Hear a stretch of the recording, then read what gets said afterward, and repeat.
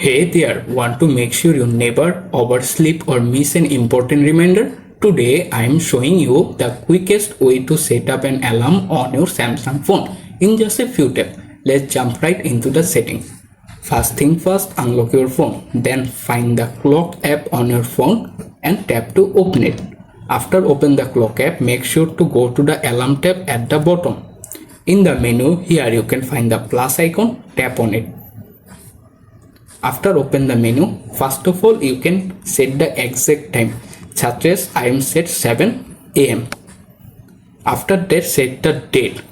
Here you can set the date manually or set it such as various date at the same time. For example, Sunday, Monday, Tuesday, Wednesday, if you like.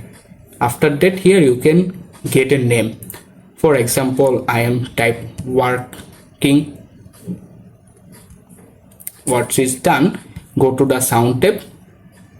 You can set a song as your ringtone, so you can go to the Spotify menu, wait to appear, or if it's not available your phone, don't panic, you can set as ringtone on your default alarm.